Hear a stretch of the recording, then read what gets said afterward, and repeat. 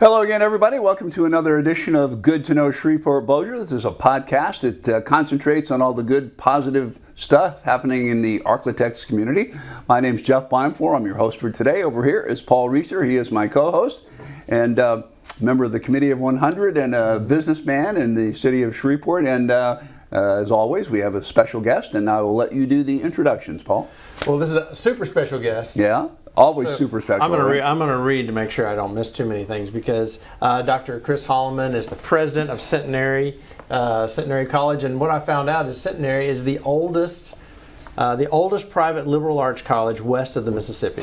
So coming up on 200 years now. So even though Dr. Holoman has been around since 2016, he's not going to let it just stay an old school. He's always pushing to modernize. He has a new master plan. He's come up with a new mission statement, new academic majors, 6 new sports, including the reintroduction of the football program. Very excited. And a major renovation. So thanks for coming out today, Dr. Holoman. My pleasure. It's right down the street here, of course, from Centenary, so short drive. And if it hadn't been raining, I would have walked. Well, bring us up to date on the mission statement. What's the mission statement? Well, our mission statement in the past was really lengthy, and we just revised it to really focus on the fact that we're preparing students to live in a global society, and that they are able to communicate effectively and be leaders and be strong citizens. Okay. Tell us about some. I'm sorry, go ahead. No, go ahead, sir. Well, some of the other stuff that Paul was mentioning. Bring us up to date on those as well. Sure, lots of excitement. Over the course of the 6.5 years that I've been here, we've done a number of new initiatives. We've started, this is our first full year with a new kinesiology major that is really taking off. We've done a lot of retooling of, for example, our MBA program, which is a real signature. I know a lot of the community have enjoyed that program, and we've realigned that to make it more attractive for students coming right out of college, as well as the people that are in mid-career. We're really focusing within the Frost School of Business on trying to support the growth of Shreveport. So, I know you were involved in helping them think about some entrepreneurship recently. Right. So, we have it's the Frost School of Business. We have a pitch competition that we do in conjunction with the Entrepreneurial Accelerator Program at BRF. And so we got those kind of things going on. We have put in a number of agreements with local and regional graduate programs. So, for example, as I think everybody knows, one of Centenary's signature programs is our pre-med program, and we have a 94% acceptance rate of students who apply to medical school get in. But we have, so that just brushed over that because I Googled you guys yesterday. Because I love it in the neighborhood, Centenary. It's like, oh man, what a beautiful campus. It's been around forever. You see the Gold Dome. It's a big part of the neighborhood. But I didn't realize just how scholastically advanced and impressive you are. When I looked up, it said 94% acceptance into med school for your pre-med program. Is that correct? That is correct. I mean, it varies. It's got to be pretty high. Oh, it's very high, and obviously it varies from year to year, just because it's a small number. So 1 or 2 students will move the needle a little bit. But and for example, we frequently have 100% acceptance rate into dental school, but that's because we have one student who is pre-dental and he or she gets in. But we'll claim that. But we recognize that we have a lot of students who come in thinking that they may be going to medical school and then decide maybe I still want to be in a healthcare field, but maybe being a physician is not what I want to do. So we've entered into agreements so that our students get preferred admissions process in one way or another with, for example, the pharmacy school at ULM, several of the allied health schools at Shreveport, as well as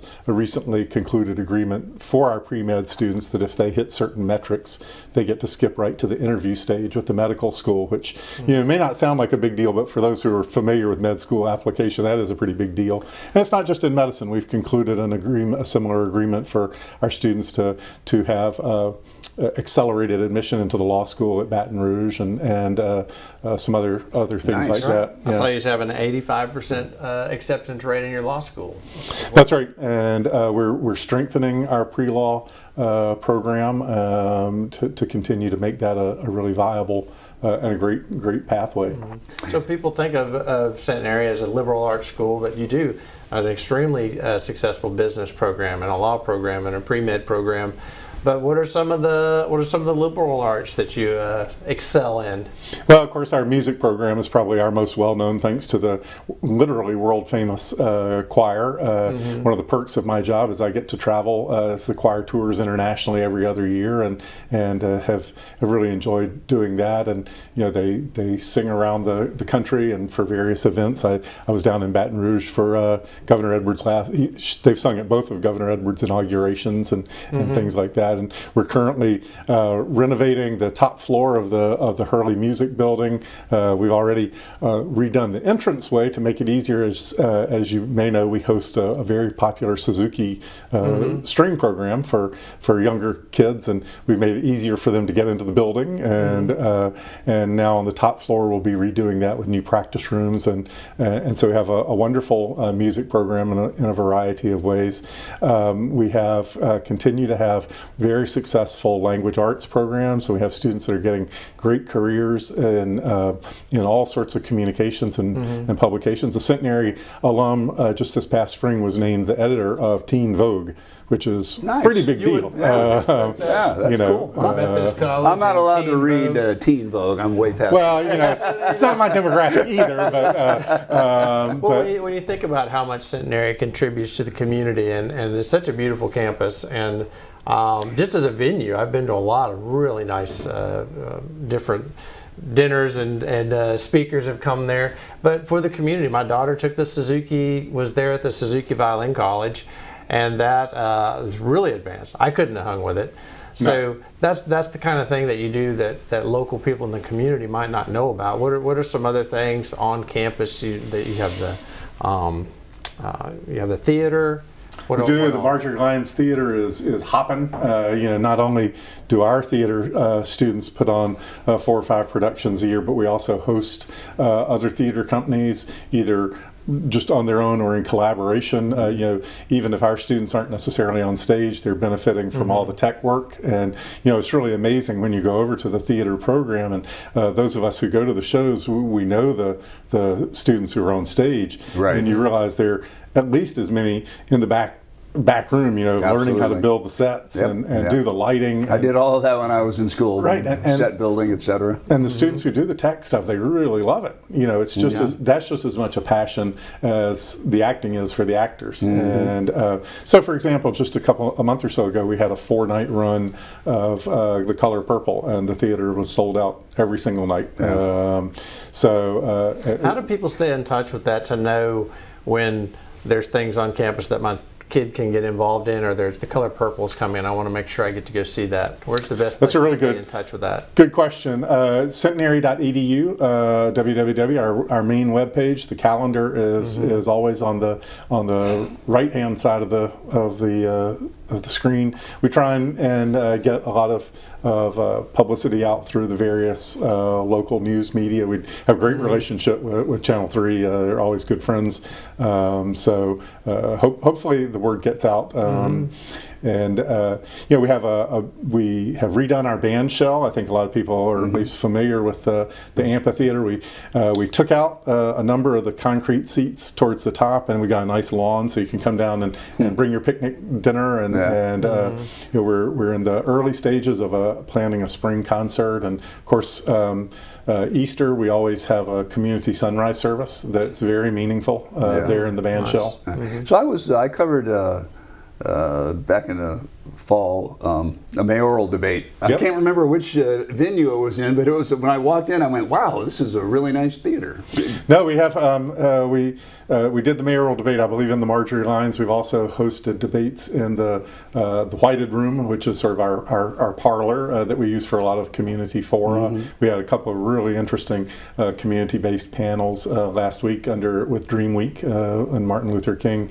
Yes, in fact, we were saying I'm going up for a meeting in in Washington next week, and we'll usually, in conjunction with this meeting, see Senator Cassidy, and he always reminds me that in his first campaign, the debate in Shreveport was at Centenary.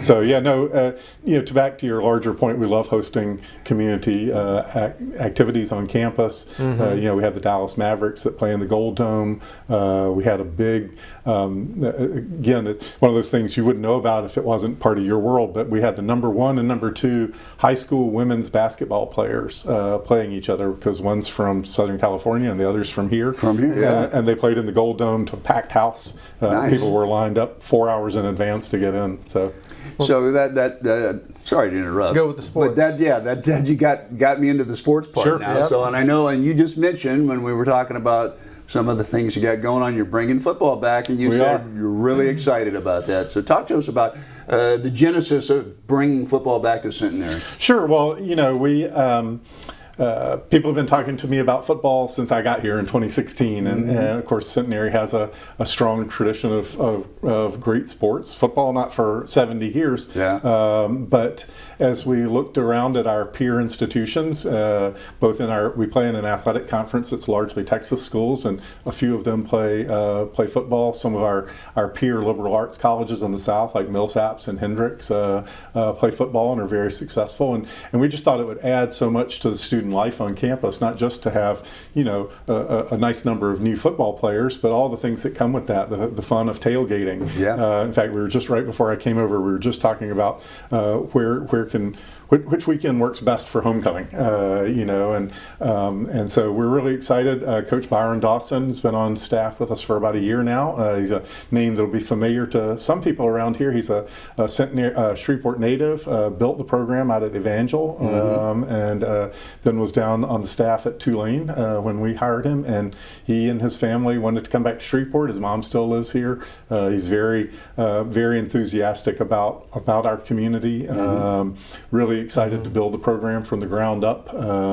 He's, as I say all the time, he's one-to-one, he's very soft-spoken, but you talk to him for 5 minutes and in front of a crowd and you're ready to run through a wall for him. So we actually were not anticipating having any football players this year. We wanted to give him a year to recruit. But he went out there last spring, and he's got 15 or so young men, gets them up every morning.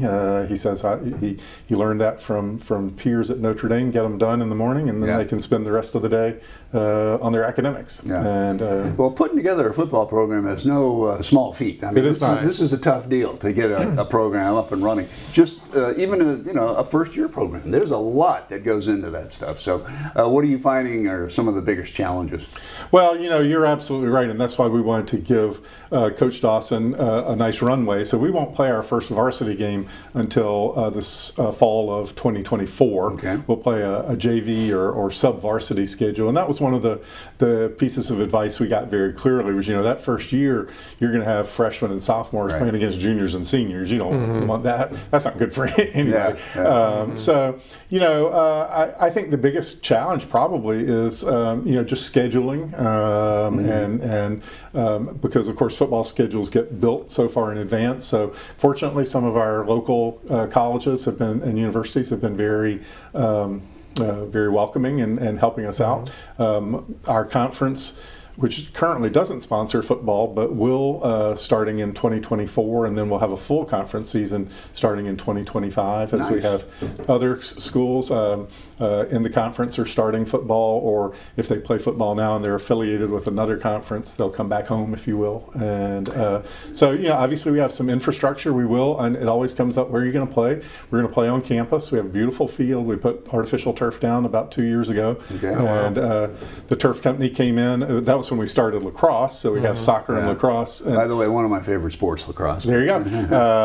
And the turf company came in and said, "You're good to go for football. We'll just put up the goalposts, and we'll be doing that. We'll redo the entire one side of the field. We'll still only have seating on one side of the field for the time being, but we'll increase the seating, put in a press box. We'll actually close off the little street that runs behind the Gold Dome and put in a sort of circular turnaround. And then we're going to be constructing a practice field that abuts the football stadium. And we just made a contractor selection on that last week, and we're going to begin construction. We've acquired a building next to a campus that we'll be converting into the field house for the football team. Yeah, we're moving forward. Had a lot of interest from students, and anticipate having a fun JV team next year, and then a full varsity team. What's the monetary to get this started? How much money you got to put in to get this, just to get this thing off the ground? Well, we identified for all the full, CapEx, as you business guys say. Yeah, not me. That's him. To get everything done is probably going to be in the range of about $5 million, and we've raised about half of that so far. All right. So it pales in comparison to the renovations we're doing on the science facility. Right. But that's exciting too, and we talked about a number yesterday. You're talking about a $20 million investment in infrastructure. So what is included in that, and what can we look forward to seeing that? Yeah, so we're really excited about that because the science-based majors are, one of our real calling cards. And Centenary has a beautiful purpose-built science building, Mickle Hall, that has served us very well and is still in very good shape, good bones, as they say. But in fact, so good that the architect we're working with, who has done a lot of renovation of buildings at Tulane, he said, some of the science facility, some of the lab equipment, we'd have to put in the sub-basement at Tulane just for vibration dampening. This building is so dirty, you can have it on the third floor. But all the systems are 70 years old, so they don't build them like they used to. They don't. So I've heard that. We really need to almost gut the building to redo all the HVAC, and of course the science building has heavy demands for venting because you've got dangerous chemicals and so forth. A new elevator, some of the real nitty gritty. So we'll be redoing that, and then a sort of 3-story wraparound on one end of the building. It's the end, for those who know campus, it's the end that abuts the Arboretum, and with new lab space. And then we'll also be opening up the 4th floor of that building, which for its entire life has been sort of storage, or at one point it was the choir room, at one point the gymnastics team practiced there. But we'll be renovating that for offices and sort of informal learning spaces. And again, we have the contractor secured for that, and we'll begin emptying the building out as soon as this semester's over. We have a temporary building, that we're going to use for temporary lab space just across Centenary Boulevard, and that's going to be about a 15 to 18 month project, and hopefully we'll be ribbon cutting on that early in the bicentennial year of 2025. Wow, you're really, this is impressive with all the stuff you got going on your campus. Well, I'm really blessed that I've got a great leadership team. I have a wonderful board that's been very supportive. I went to the board about 18 months ago, or maybe 24 months ago now almost, and just said, we need to make some big investments. It's time to go big or go home. And we identified these two, football and the science building, as they decided they did want to go home. They wanted to go big. So also going big, I understand you have a really big investment in overseas classes. You're talking about you're going back to Rome, or you're going to Rome? That's just a personal trip for me. But Paris, we take one of our signature programs is Centenary in Paris. And so our freshmen, when they come to campus, we start early. We start the first week of August, and they're on campus for about 3 days. And then they go to Paris for about 9 days, so 7 in Paris, and travel day on each end. And they're in specific classes. And then when they come back from Paris, they continue those classes for the rest of the August term. And they are all sorts of different things where the phrase we use is Paris is your classroom. And so, for example, we have a number of music students who take a music-based class, and they go to the Paris Opera, and they do other things, and just take advantage of the wonderful culture. A lot of time in the Musée d'Orsay. If you're, people who've been to Paris, familiar with that fairly new museum where a lot of the Impressionists and things like that. Of course, the Louvre and some of the other more specialized. Some of our geology students. There's a class that has been taught in the past. The professor is retired, but there's some very interesting sort of niche museums of science and things like that. And just, I actually think one of the most exciting things the students get is simply learning how to navigate a big city. Right. They're not allowed to go out by themselves, but they go out in groups of 2 or 3, and they learn to ride the metro. And Didn't you have a group? If I'm off base, just cut me off. But didn't you have a group there in Paris when that shootings and everything took place, the riots a few years ago?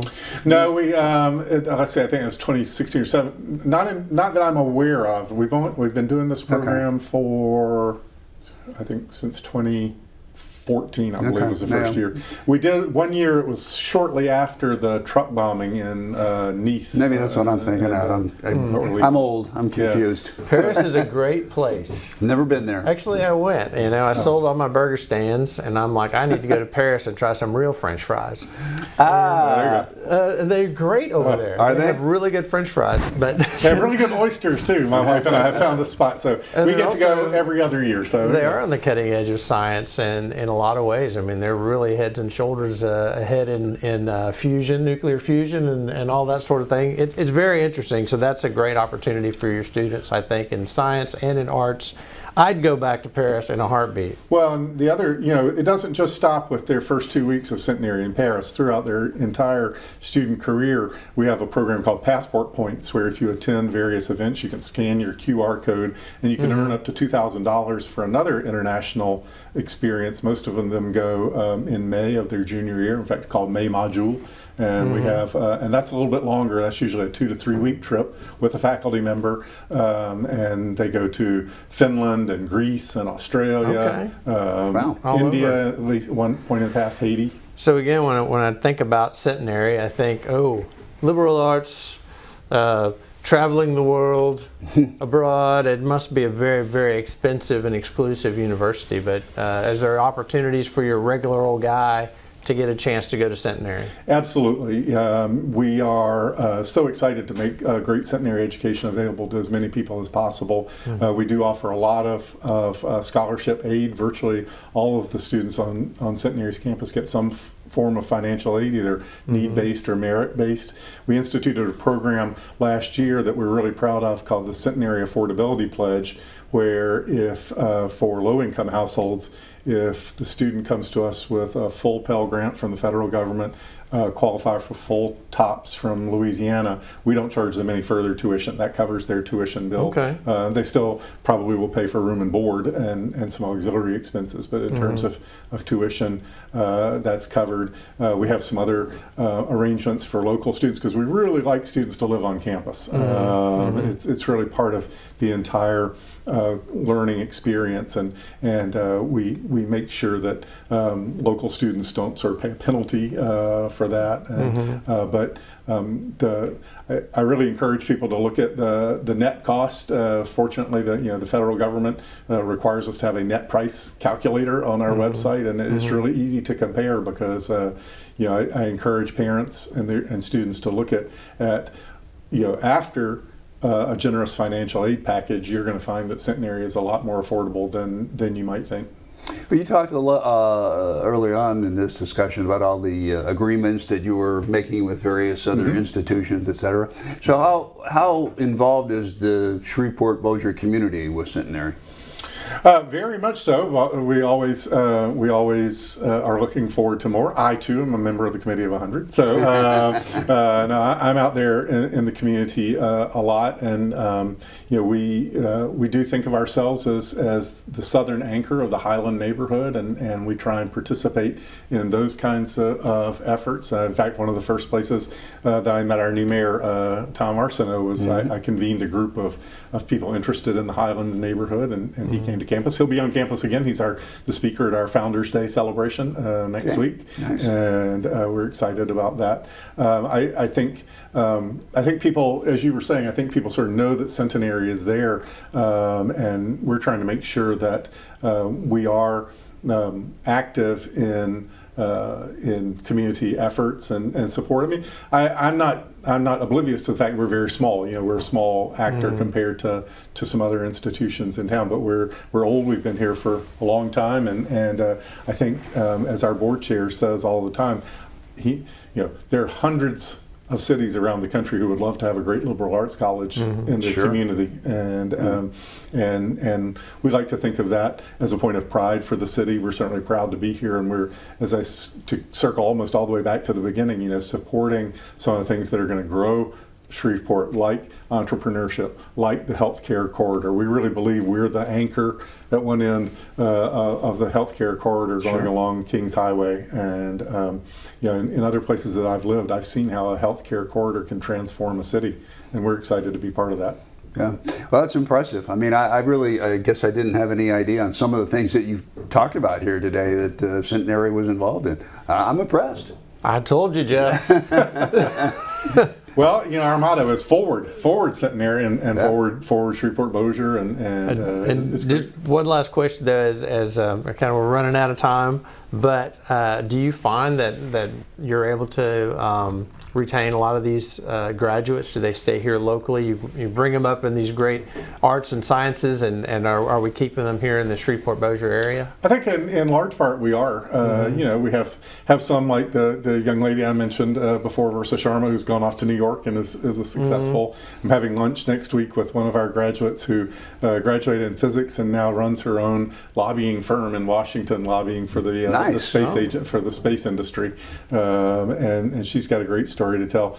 But a number of our students really are excited about being in the med school at Shreveport, joining the arts community. We try and collaborate with Film Prize and other arts organizations. So we do now. We have a good portion of our students from Texas, and a number of them gravitate back over in that direction. But yeah, we love keeping people at home.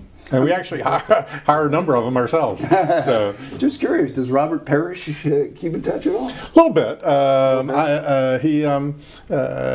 tell this if I got 30 seconds. Sure, I'll tell funny story. So our athletic director, we worked hard a few years ago to have his records put back into the NCAA record book. They had been expunged, and one of our former athletic directors worked with them and got that done. And he was talking to, the way I hear the story, it was not firsthand.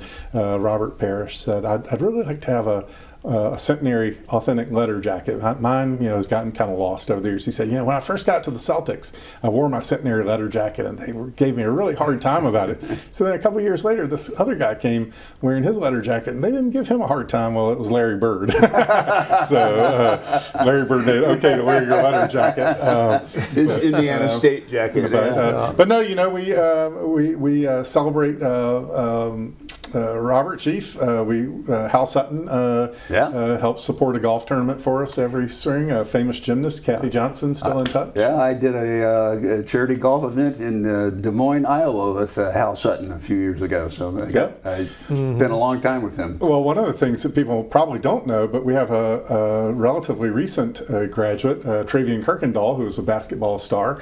He actually now plays for the Harlem Globetrotters. Oh, cool. And at halftime of the basketball game on next Thursday night, during our Founders Day, Giving Day ceremony, we'll be giving away a signed Harlem Globetrotter jersey. Very cool. Travian. So, yeah. Very cool. I did not know that. That's neat. He's our second Harlem Globetrotter. We have Herbert Flight Time Lang from back in the 80s. I kind of remember him. Yeah. So a little bit. Yeah. All right. So Centenary brings a whole lot to the community that we knew about, but even more that we didn't know about. So thanks so much for coming today. And appreciate it. Oh, thanks for being here. Sharing all It's just my pleasure. Yes, sir. As I say, Appreciate we take our role as Centenary Shreveport Bossier College seriously. We love telling our story, and almost 200 years old, and looking forward to the next 100 years. All right. Dr. Christopher Holoman telling the story of Centenary, and I hope you found that good to know. Have a good one, everybody.